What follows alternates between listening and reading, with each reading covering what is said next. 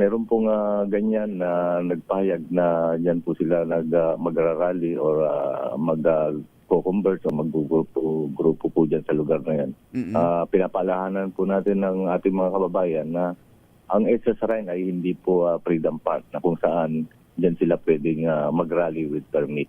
Hindi po pinahihintulutan na mag-rally dyan. In fact, in the past, sa mga nakaraang pagkakataon, sa nakaraang panahon, ay of course, nandyan po ang pulis para tingnan kung sino yung at para i-maintain ang peace and order dyan sa lugar na yan. In fact, yung nangangasiwa dyan sa EDSA Shrine, pag umabot na po ng alas 8, alas 7 ng gabi, yung mga pari na po or nangangasiwa dyan sa EDSA Shrine, sila na po ang humihiling sa kapulisan, lalo na sa kapulisan, at dun sa mga grupo na nagdo-grupo dyan na mag-self-disperse na.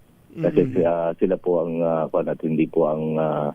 hindi po Freedom Park yung EDSA Shrine.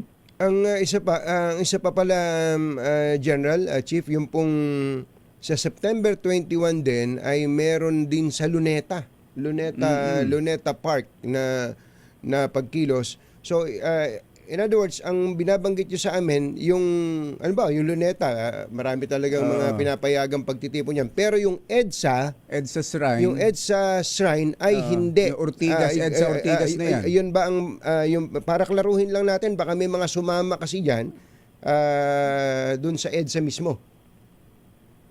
Ang EDSA Shrine po ay hindi Freedom Park. Ang Freedom Park po ay Liwasang Bonifacio at dito sa Quezon City Memorial Center. Yan po ang Freedom Park. Pero kailangan po yan na mag-apply ng permit. Yung permit po, pagka hindi na-actionan ng local chief executive or ng mayor, ay go po yan within 24 hours. So pagka po walang permit, halimbawa po ay may mga malaking kilos protesta pero wala silang permit, ano po gagawin ng PNP po doon?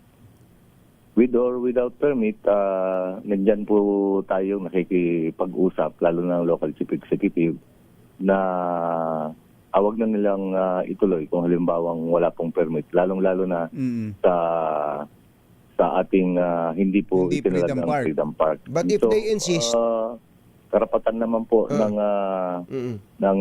isang grupo, isang tao to peacefully assemble, petition their grievances to any group like itong gobyerno po natin. Pero nakahanda po yung police para nandyan at to disperse or makiusap na mag-disperse sila.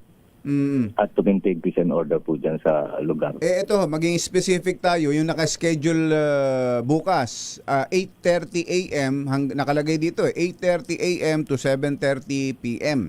Diyan po sa EDSA Shrine. Papayagan ba ninyo na makapag-tipon sila dyan ng umaga pa lang? Klaro po yan. Hindi po natin sila papayagang magtipon po sila dyan. Ayun, malinaw 'yon kasi yung EDSA pa naman, yun nga walang tao, matraffic. Lalo na pagka nag-ipon pa mga tao diyan. Pati ho itong sa EDSA People Power Monument, hindi rin ho pwedeng basta-basta na lang magtipon doon, Chief? Tama po 'yan, hindi rin po hindi po Freedom Park po 'yan.